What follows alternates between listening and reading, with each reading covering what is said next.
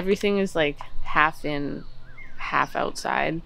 And so our kitchen is mostly outside. And so there's lots of bugs and everything everywhere. But a toaster decided to make their home. A toaster. A toaster.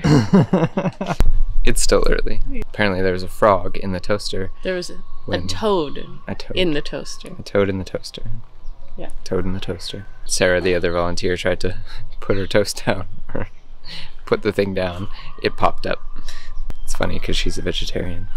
And we had talked about how she doesn't want to eat frog because people do eat frog here. So, yeah, not today. Not today. We're gonna bike over to the farm and start our morning. We'll see you guys then.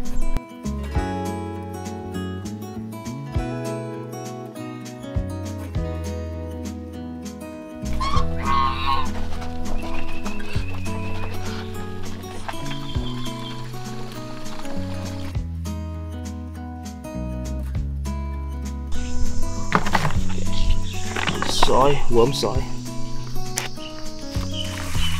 Just This one. one whole one. Yeah. Wild rocket? Wild rocket, like a small one. Yeah. And this like one? this take cost. Tomato. Oh, Yeah. yeah, little tomato seeds. Small one, yellow tomato. You can just like feel how fertile the soil is. Gonna be perfect for little seeds.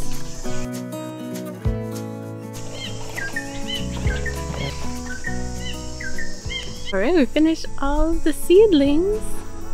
See how long it takes for them to start sprouting. Hopefully, while we're still here, we'll get to see that. But yeah, this will all be different kind of, I think, different lettuces. I'm gonna have to double check, but super cool because they make all of their own seeds, get all of their own seeds from their farm, from things that they let flower and dry. So yeah, everything is like very local, very native to this place. So it's awesome.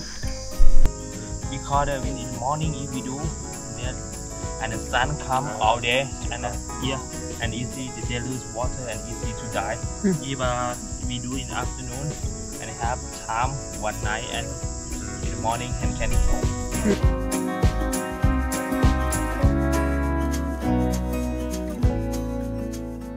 When we first started this, it was just like a flat pad with a bunch of bricks on it. And now it's a small little garden with about 10 beds.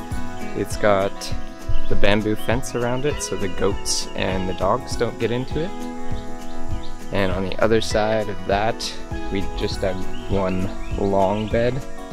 And I think we're gonna plant some mint in there today. These are all planted in the worm soil, and you can see here got the little worms going,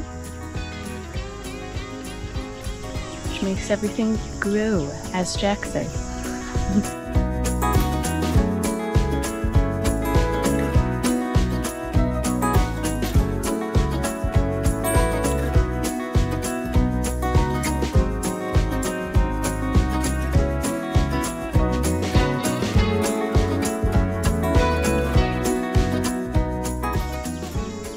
It was crazy yesterday, or actually a few days ago when we first arrived. There's been so much rain, because it's the beginning of rainy season, that this little pond here flooded basically this entire road. And now it's all dry and you can walk through the path again. It's crazy how fast things fluctuate here. Going to learn how to make the fertilizer, the worm juice fertilizer.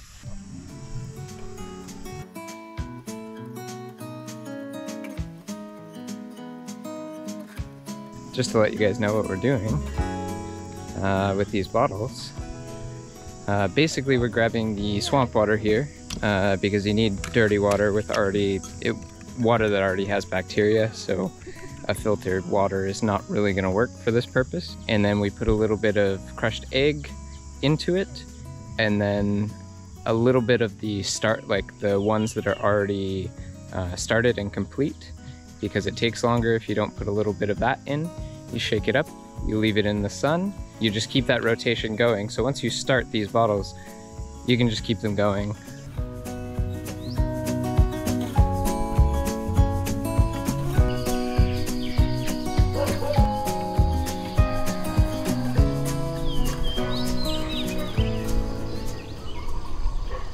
Today is our last day on the farm. It's been such a great time being here. Yeah, we've really learned so much in these last 10 days from Jake and Jack, the owners of this farm. It's been such a unique experience because Jake and Jack, they don't have this place just to grow for themselves. It's rather like a learning ground for people in the community and foreigners as well, to basically come learn how to use these methods, making worm soil, compost, growing organic vegetables, harvesting from the land, all these sorts of things. It's a place for them to come learn these skills and then take it with them. They have made everything really simple so that it's accessible to everyone. Whether you're like a volunteer or, you know, another local farmer or somebody in the community, they've really stripped everything down where there's not fancy machinery and tools and whatnot.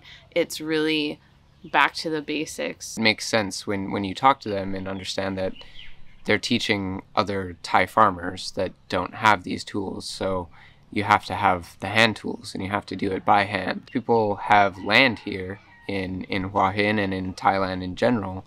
It's not uncommon for these rural communities to actually own a lot of land in their city or their district, but they don't know what to do with it. And if they are farmers, they tend to just stick with like monocrop, grow rice or one thing and use pesticides and then burn the field and do it again and again and again.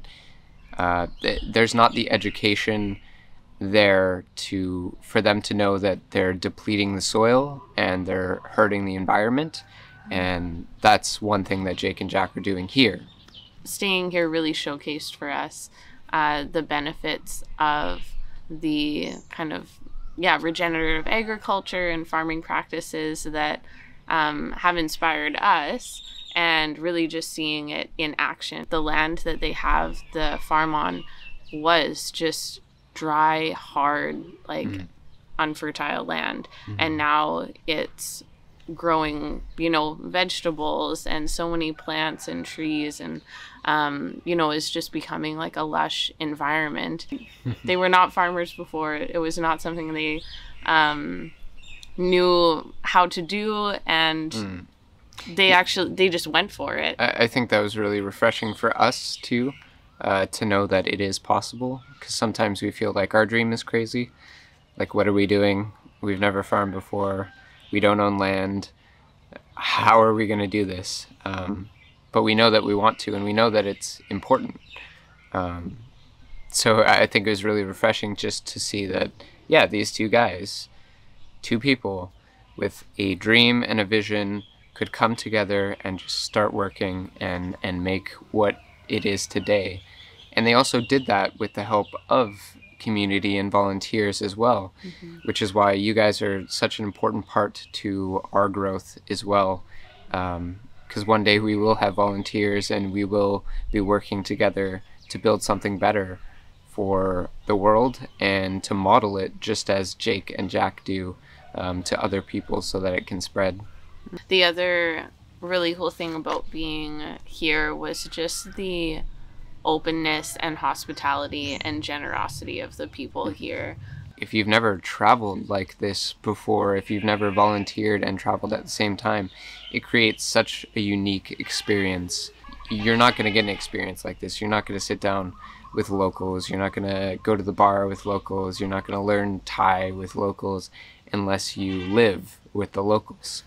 People giving you fruit from the random tree that's growing in their yard and showing you a vegetable that you have never had before and never seen and probably will never have again because I have no idea what it was. People making homemade kratom. He makes like a massive pot Chew bamboo. every night. Are you not coming? Playing cards with people that don't know the language, like having a medium like cards or music to actually connect with people.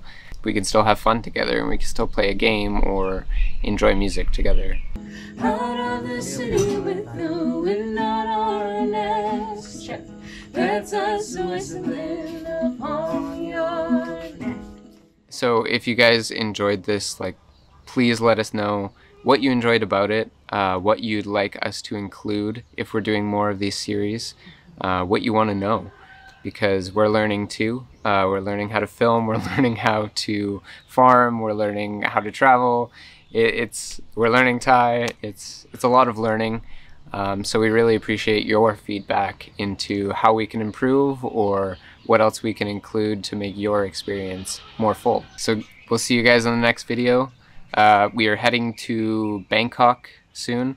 We're going to film a couple of videos there, and then we're heading to Chiang Mai to go to other farms in that area, as there's more farms in the north of Thailand. So again, if you guys like this video, please let us know. We'll be filming a lot of these. Bye. So last night was a bit crazy.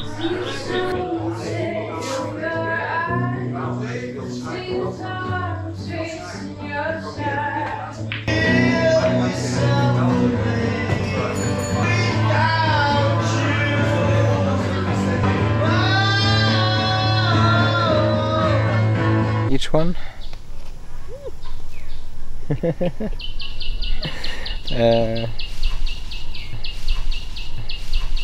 Quiet in the animals, and yeah. Sometimes quiet. Sometimes quiet.